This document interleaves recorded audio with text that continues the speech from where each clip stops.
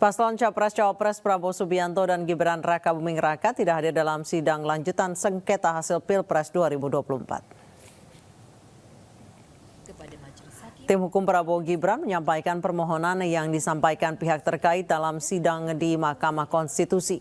Wakil Ketua Tim Hukum Prabowo Gibran Otto Hasibuan menyampaikan permohonan yang disampaikan pihak terkait tim Anies Mohaimin dan Ganjar Mahfud berisi narasi dan asumsi. Otto menyampaikan tim hukum Prabowo Gibran akan membuktikan bahwa permohonan dari tim Anies Mohaimin dan Ganjar Mahfud salah kamar dan menyasar kemana-mana. Otto bahkan menyebut petitum tim Anies dan Ganjar seperti petitum sapu jagad. Kemudian di sebelah kiri saya, Saudara Magdir Ismail. Kemudian kita sudah mendengar permohonan paslon nomor 1 dan nomor 3 dalam persidangan ini. Apa yang disampaikan dalam permohonan tersebut, kita tahu penuh narasi-narasi dan asumsi-asumsi yang sedemikian rupa, yang terkesan untuk menggiring opini, seakan-akan kekalahan dari para pemohon adalah karena adanya kecurangan pemilu. Narasi-narasi yang dikembangkan dan yang dibangun seakan-akan rakyat memilih Prabowo Gibran adalah karena kecurangan dan karena adanya bansos. Terus terang, hal ini sangat menyakitkan dan melukai hati masyarakat Indonesia dan menafikan hak mayoritas rakyat Indonesia untuk menentukan pilihannya dengan bebas. Karena rakyat Indonesia memilih Prabowo Gibran sebagai presiden karena mereka mencintai dan menginginkan Prabowo Gibran sebagai presiden dan wakil presiden Republik Indonesia. Pilihan tersebut dilakukan oleh rakyat Indonesia berdasarkan hati nuraninya. Jadi, kalau dituduhkan dan rakyat dituduh memilih karena adanya bansos, karena adanya kecurangan, itu melukai hati rakyat mayoritas Indonesia yang memilih Prabowo Gibran sebagai presiden dan wakil presiden yang mereka cintai. Yang kedua, pemilu kali ini adalah pemilu yang paling damai dan tentu paling baik, bukan paling buruk seperti yang disampaikan oleh para pemohon. Kalau pemohon dalam permohonannya menyampaikan narasi-narasi yang bersifat asumsi dan tuduhan-tuduhan kecurangan, maka kami kuasa hukum Prabowo Gibran tidak akan terpancing dan tidak akan terpengaruh dengan narasi-narasi dan diksi-diksi kecurangan yang dituduhkan. Tetapi kami akan tetap berpegang teguh kepada prinsip-prinsip kejujuran, profesionalisme, sehingga kami akan memberikan analisa juridis untuk membantah dalil-dalil pemohon, dan kami akan membantah dalil-dalil pemohon tersebut tidak dengan narasi-narasi yang asumsi dan asumsi-asumsi, tidak akan menggiring opini. Kami akan sampaikan secara jelas dengan argumentasi hukum disertai dengan bukti-bukti yang ada. Ketiga, bahwa kita tahu perkara ini seharusnya tidak diajukan ke MK, melainkan ke Bawaslu, karena isi permohonan tidak sesuai dengan ketentuan Undang-Undang khususnya pasal 475 Undang-Undang Pemilu, sehingga dapatlah dikatakan permohonan pemohon tersebut adalah salah kamar. Demikian juga petitum pemohon juga tidak sesuai dengan hukum acara yang berlaku di Mahkamah Konstitusi. Karena kita lihat petitum pemohon telah menyasar kemana-mana, sehingga terkesan permohonan tersebut, petitum tersebut seperti petitum sapu jagad. karena pihak-pihak yang tidak pihak pun di perkara ini telah dimintakan untuk diperintahkan oleh Mahkamah Konstitusi untuk dihukum atau diperintahkan untuk melakukan. Terakhir, kalau pemohon menuduh ada kecurangan atau pelanggaran pemilu, dan hal itu kami nyatakan tegas dalam persidangan ini bahwa kami sebagai kuasa hukum Prabowo Gibran dan Prabowo Gibran menyatakan dengan tegas dan membantah hal itu tidak benar. Yang berdasarkan norma konstitusi tersebut, maka pihak terkait telah memenuhi persyaratan yang diamanatkan oleh konstitusi sehingga secara konstitusional wajib untuk dilantik oleh Majelis Permusyawaratan Rakyat menjadi Presiden dan Wakil Presiden Republik Indonesia tahun 2024-2029.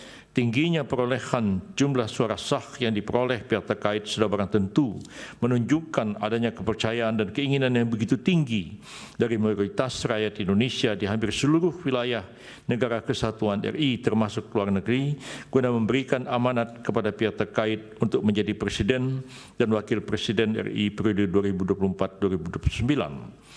Rakyatlah yang dalam hal ini berdaulat menjadi penentu dan kontestasi 3 pasangan calon presiden dan wakil presiden RI yang kami yakini ketiga pasangan ini adalah putra-putra terbaik yang dimiliki oleh bangsa Indonesia saat ini. Hal ini bagaimana pengejawantahan pasal 1 ayat 2 Undang-Undang 45 yang menegaskan kedaulatan ada di tangan rakyat dan dilaksanakan menurut Undang-Undang Dasar. Hal ini pula telah disadari pemohon sendiri dengan mengutip adagium Vox Populi, Vox Dei, suara rakyat adalah suara Tuhan. Justru atas narasi-narasi pemohon dan petitum pemohon yang menegasikan suara 96 juta lebih rakyat Indonesia itu kepada pihak terkait, itulah yang membuat adagium itu kehilangan maknanya. Mengutip pernyataan pemohon pada halaman 12 permohonannya menyatakan rakyat tak lagi berdaulat dengan suara mereka. Berkenaan dengan pasal 6 ayat 3 Undang-Undang 45 dan kaitannya dengan hasil pemilu Presiden dan Wakil Presiden tahun 2024, maka pihak terkait mengingatkan agar semua pihak secara bijak, penuh kehati-hatian dengan penuh rasa tanggung jawab secara bersama-sama senantiasa menjaga agar norma pasal 64 ayat 3 Undang-Undang 45 dimaksud tidak terlanggar. Dan sampai setelah hasil pemilihan umum diperoleh atas adanya ketidakpuasan dan kepentingan pihak-pihak tertentu terhadap pemilihan umum presiden dan wakil presiden dimaksud, kemudian terus-menerus melakukan upaya-upaya delegitimasi dan penegasian terhadap hasil pemilihan umum dengan alasan-alasan yang tidak konstitusional dan tidak bersesuaian dengan peraturan perundang-undangan yang berlaku. Dalam konteks ini, bila mana kita mencermati permohonan dari pemohon akuo, maka akan nampak adanya upaya-upaya yang tidak berlandaskan hukum dari pemohon untuk menegasikan jumlah suara sah 96 juta lebih itu dari rakyat Indonesia kepada pihak terkait. Hal ini alasan dalam bagian posita permohonannya, pemohon menyatakan jumlah suara sah pihak terkait menurut pemohon adalah 0 di seluruh wilayah negara kesatuan Republik Indonesia dan di luar negeri.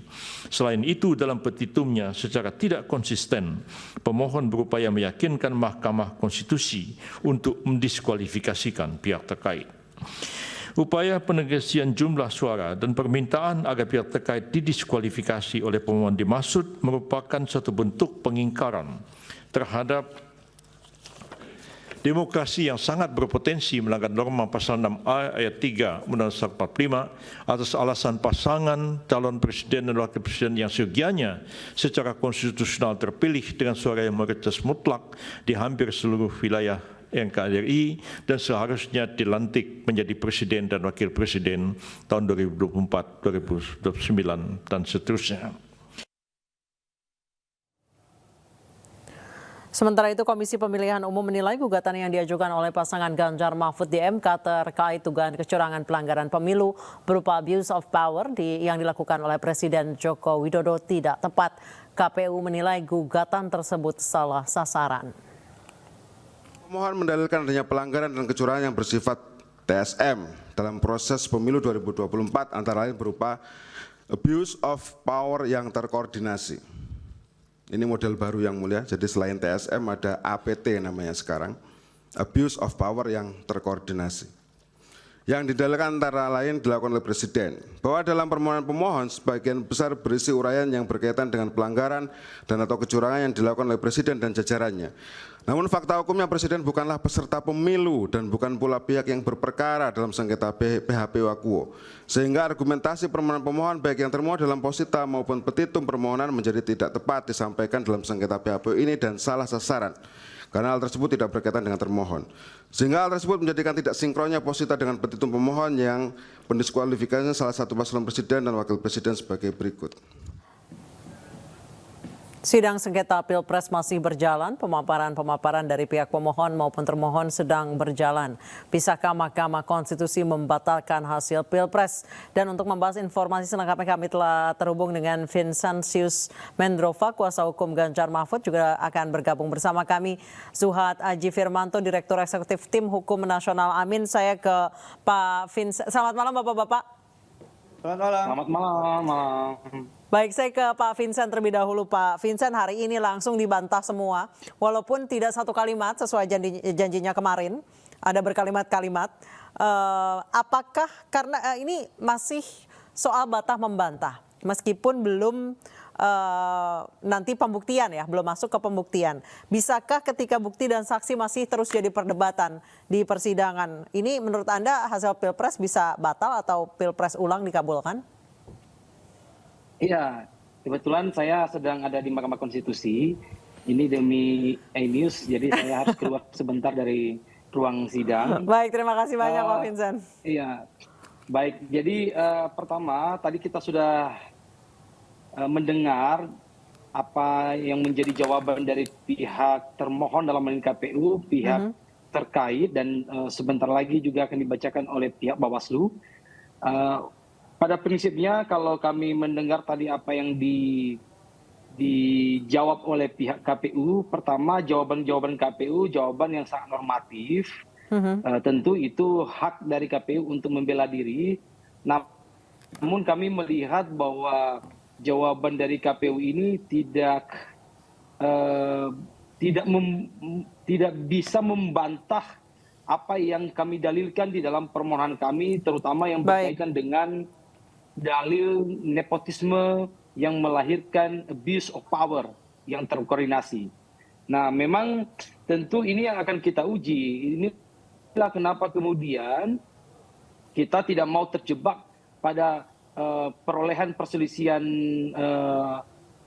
suara, tapi kita lebih fokus bahwa ada satu kasus yang belum termaknai, belum ada penyelesaiannya di dalam Undang-Undang Pemilu kita nomor 7 tahun 2017. Itu yang mana Pak Vincent? Yaitu berkaitan dengan nepotisme, yaitu berkaitan dengan TSM, terstruktur, sistematis dan masif, khususnya yang berkaitan dengan nepotisme yang melahirkan abuse of power terkoordinasi. Nah, inilah kenapa kemudian kita meyakini permohonan kita ini Mahkamah Konstitusi memiliki kewenangan untuk memeriksa dan memutus perkara ini karena ada kekosongan hukum yang tidak diatur di dalam Undang-Undang Pemilu kita. Nah, tentu tadi dari jawaban-jawaban dari pihak termohon, termasuk dari jawaban pihak terkait yang dibacakan oleh tadi Prof. Oto dan Prof. Yusril ya, bahwa pada intinya menyampaikan pihak tuduhan berkaitan dengan politik bansos dengan pemilu ini seakan-akan mereka memisahkan dan seakan-akan itu tidak ada hubungannya. Saya pikir kalau kita berbicara secara objektif ya, ini memang secara administrasi ini susah, memang tidak tertulis secara administrasi, tetapi dalam hal hubungan antara presiden dengan pasangan Prabowo Gibran, khususnya Gibran, ini memang kita tidak bisa menaifkan bahwa calon wakil presiden Gibran adalah anak kandung dari presiden. Itulah kenapa kemudian kita mendalilkan berkaitan dengan nepotisme itu. Dan saya pikir jawaban-jawaban dari pihak termohon tadi tidak bisa membantah berkaitan dengan jawaban itu. dari KPU tadi terkait nepotisme yang menghasilkan abuse of power, jawabannya adalah karena Presiden Jokowi bukan peserta pemilu. Menurut Anda jawaban itu bagaimana?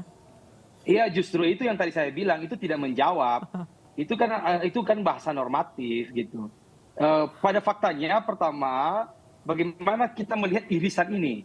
Bagaimana kita melihat putusan 90 yang dipaksakan, Ya, putusan yang problematik. Dan baik. jangan salah, putusan problematik ini juga dikomentari oleh Prof. Yusril sendiri yang sekarang menjadi kuasa hukum dari pihak terkait. Di mana pada saat itu dia mengatakan bahwa putusan 90 ini sangat problematik dan dapat dianggap sebagai penyelundupan hukum. Bahkan dia menyarankan pada waktu itu saudara Gibran jangan mau menjadi calon wakil Baik. presiden gitu. Nah ini kalau jawaban tadi presiden bukan kontestan pilpres, saya pikir itu sangat normatif dan tidak menjawab apa yang sudah kami dalilkan di dalam permohonan ini. Baik, saya ke Pak Zuhad. Pak Zuhad, disebut bahwa petitum-petitum yang menyebutkan soal bansos itu katanya ya menyasar kemana-mana, dianggap propaganda bahkan.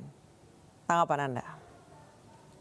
Iya, ya silakan bebas-bebas saja menjawab permohonan kita ya. Tetapi kita ingin sampaikan bahwa secara sosiologis, secara politis tidak ada yang membantah bahwa bansos yang dikucurkan oleh pemerintah itu berdampak signifikan terhadap kenaikan elektoral dari 02. Ada berbagai kejadian di mana memaksa kita untuk harus mendalilkan ini. Misalkan, kenapa sih mesti Pak Jokowi itu sering mengadakan seremoni pembagian bansos?